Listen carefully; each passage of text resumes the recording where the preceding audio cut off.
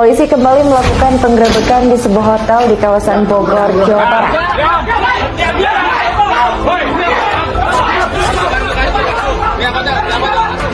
Pada kesempatan kali ini kita bukan ingin mencaci, bukan ingin mencela, pun kita juga bukan untuk mendiamkan. Kenapa? Karena ini jelas dosa-dosa yang amat besar.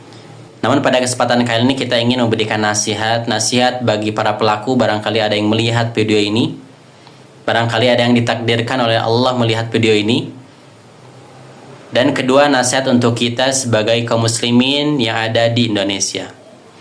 Pertama, bagi para pelaku, sadarlah, ketika memang itu berawal dari kelainan, penyakit itu belumlah dosa.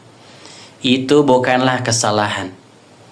Namun itu menjadi dosa, menjadi maksiat, menjadi kesalahan yang besar ketika Anda mengikuti kemauanmu yang salah itu. Kecenderunganmu itu yang keliru itu yang bisa membahayakan Anda dan orang lain. Karena ketika azab Allah itu turun, semua kena, bukan hanya Anda saja.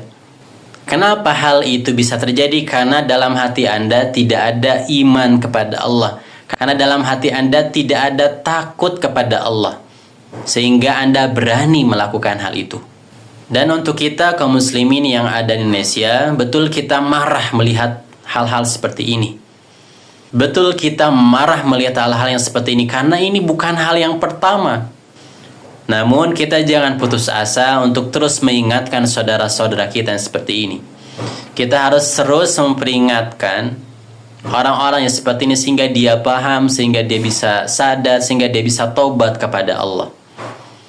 Masalah hukuman itu adalah masalah yang berwenang pemerintah pada kesempatan kali ini. Dalam Islam ada yang bilang harus dibunuh, ada yang seperti hukuman itu seperti hukuman zina, ada yang harus dibunuh dan seterusnya. Dan itu bukan urusan kita. Kenapa? Hukuman hudud atau hukuman-hukuman yang sudah ditentukan langsung oleh Allah, penegaknya itu adalah bukan orang per orang, tapi yang berwenang itu aparat hukum, hakim, pemerintah. Maka serahkanlah kepada mereka. Terlepas dari di Indonesia ini belum diterapkan. Barakallahu fikum. Semoga kita bisa bijak menyikapi hal ini. Assalamualaikum.